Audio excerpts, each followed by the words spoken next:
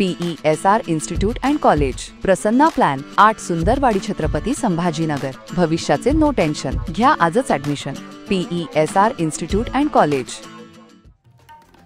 काँग्रेसचे प्रदेशाध्यक्ष हर्षवर्धन सपकाळ यांनी मोठा गौप्यस्फोट केलाय।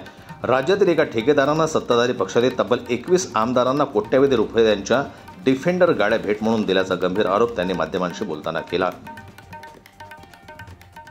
मी देखील 5 वर्ष आमदार होतो, माझ्या कोणत्याच गाडीवर आमदारचं स्टिकर नव्हतं, माझे आमदाराचंही स्टिकर नाही, काही बिल्ला वगैरे म्हणतात तो पण मी कधी लावला नाही, मला सिक्युरिटी नव्हती।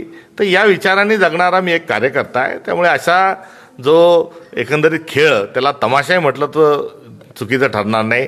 तो बघत असताना आपण लोकशाहीमध्ये आहोत का आपल्याला हुकुमशाही आपल्या देशात आणायची आहे, हा एक प्रश्न या निमित्ताने निर्माण होतो। राहिला विषय डिफेंडरचा, तर मागच्या काळामध्ये 50 खोके एकदम ओके असा जो एक नारा महाराष्ट्रामध्ये बुलंद झाला होता, तसा आता महाराष्ट्रात दुसरा एक नारा हा येऊ पाहत आहे। कारण दिवाळीचे फटाके हे फुटत असताना महाराष्ट्रातल्या सत्ताधारी आमदारांना 21 डिफेंडर ह्या एका ठेकेदारांनी गिफ्ट केलेल्या आहेत। आता त्या 21 आमदार कोण आणि गिफ्ट देणारा जो ठेकेदार आहे तो कोण, हा एक प्रश्न महाराष्ट्राला पडलेला आहे आणि याचं उत्तर हे लवकरच महाराष्ट्राला मिळाल्याशिवाय राहणार नाही। सपकाळ यांनी सांगितलं की हा व्यवहार केवळ गिफ्ट म्हणून नाही तर काही राजकीय फायद्यासाठी झालेला आहे। या प्रकरणाचा उलगडा लवकरच होईल।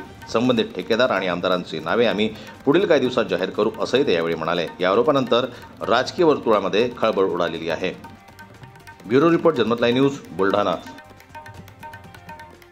मराठी बातम्यांसाठी जनमत लाईव्हला लाईक करा, सबस्क्राईब करा आणि बेल आयकॉनला दाबायला विसरू नका।